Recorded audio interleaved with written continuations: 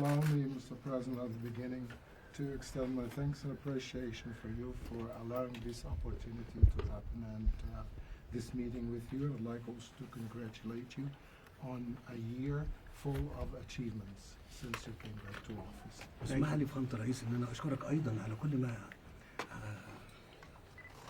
حققت فيما يخص ملف من اصعب الملفات اللي مرت على المنطقة هو ملف غزة.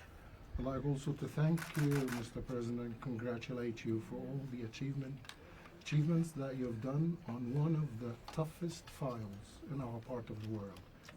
This is Gaza. وانا قلت لك فخامة الرئيس وبأكد ده تاني قدام زملائنا وقدام الصحافة، لولا فخامة الرئيس ترامب لم يكن ابدا يتم ايقاف الحرب في غزة. I said it before, I reiterate it now, I re-emphasize it before our colleagues and before the media, but for President Trump, we wouldn't have reached an agreement on Gaza. وبطلب من فخامة الرئيس الاستمرار في رعايته لهذا الملف حتى يتحقق الخطة كاملة كما أعلنتهم فخامة الرئيس. I really would ask you, Mr. President, to continue paying your attention and care. Your attention and care for this file so that the plan should be implemented fully. لقد أعلنت من المرحلة الثانية فخامة الرئيس مهم جدا إن احنا نتحرك فيها بالإيجابية الكاملة، وإحنا ستجدوا منا كل ما يمكن عمله من أجل إنجاح هذه الخطة. So, President, you've announced the second phase of the Gaza plan. This is very important that it comes forward and it takes effect, and on our part we'll be standing very ready to provide everything that we can to make this a success. فخامة رئيس المجلس احنا يسعدنا ان احنا نبقى موجودين فيه وان احنا نبذل جهد فيما يخص هذا الملف واي ملف اخر يؤدي للسلام في منطقتنا والعالم.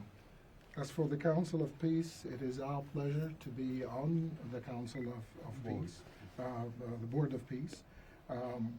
We are very happy to be on the Board of Peace, and we are supporting and very happy to be there, backing up every effort that can bring about peace in our part of the world and globally as well. مش هنسى ايضا فخامة الرئيس ان انا اشكرك على دعمك لينا في قضية وجودية، قضية ملف سد النهضة والمياه.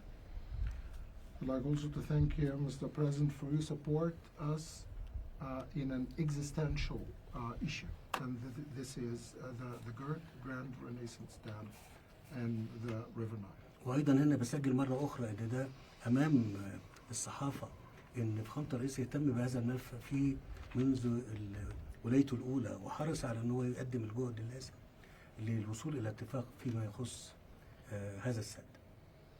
And for the record and before the press, I'd like just to remind everybody that Your Excellency did a lot of effort in this regard, in this file, in your first term in office, and you almost had a deal, and you did everything in your power at the time to get this deal done. فخامة الرئيس كل التقدير والاحترام لفخامتك. Mr. President, accept our highest appreciation and respect. Well, thank you very much.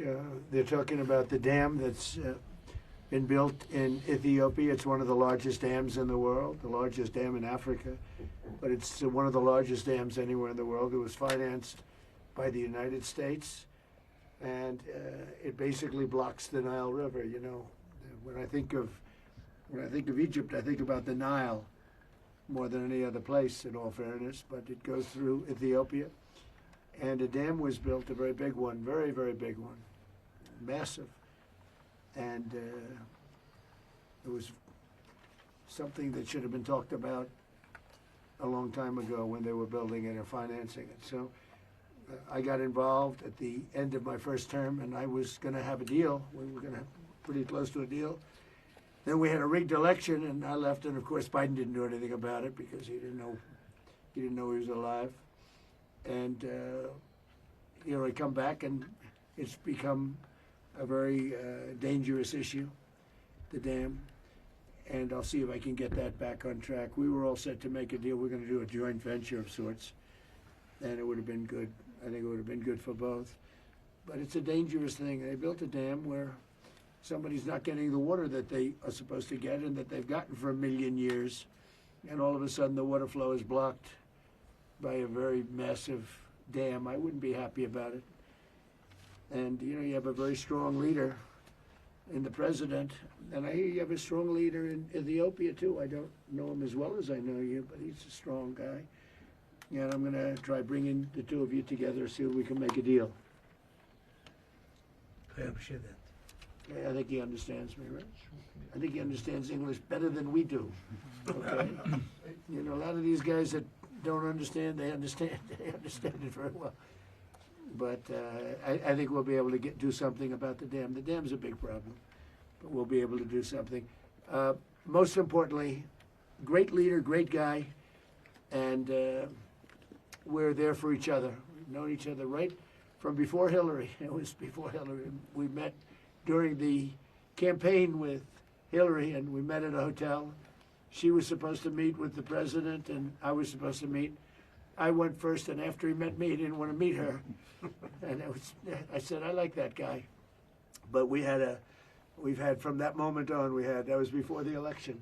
Yes. We've always had a I great remember. relationship, and it continues stronger than ever. Thank you very much. Appreciate it. Thank you, everybody. Thank you very much. Thank you, Press. You have committed to being permanent members of the Board of Peace. Well, we're going to have a lot. We have a lot of great people that want to join. It's going to be the most prestigious board ever formed. The president is a member. We have the major countries, and some need parliamentary approval, but for the most part, everybody wants to be on. I have a little bit of the opposite problem. People want to be on, and we didn't ask them. They want to get on, but we'll look at the country. So we're going to have. I think it's the greatest board ever formed, and we call it the Board of Peace. That's what it is. It's the Board of Peace, and it started on Gaza. And I appreciate what you said on Gaza, because it's true. If we weren't involved, there'd be no peace. It's peace. We have peace in the Middle East now, and you might have Hamas. We have a little flame here and there, but basically that'll be taken out. If they don't get rid of the guns, then then they will be very unhappy people. We'll have no choice. They will be eliminated. They made a deal to get out. You have Hezbollah in Lebanon. We have to do something there. They're causing a lot of problems, but those are small. We actually have peace in the Middle East, and the president was very instrumental. He really helped us, one of the most. And we've had great help from a number of countries, but Egypt has been great. The president's been great. And we have peace in the Middle East. It's an amazing thing. Nobody thought we'd ever see that. Now, I would say if we didn't bomb the Iran nuclear plant, they would have had a nuclear weapon within 2 months. You would not have peace in the Middle East. You wouldn't be able to. Nobody would be able to do that. But that's what gave us peace in the Middle East. Thank you very much, everybody. Thank you, Press. Thank you, Press. Let's go. Thank you, Press. Thank you, Press. Everyone, thank you. What prompted you to take military off the table for Greenland? Thank you. Thank you, Press. Thank you. We'll see what happens. The military's not on the table. I don't think it'll be necessary. I really don't. Okay. I think people are going to use better judgment. They'll use their best judgment, and I don't think that will not be necessary. Thank you, Press. Thank you, Press. Let's go. Let's go. Thank you. Thank you, Press.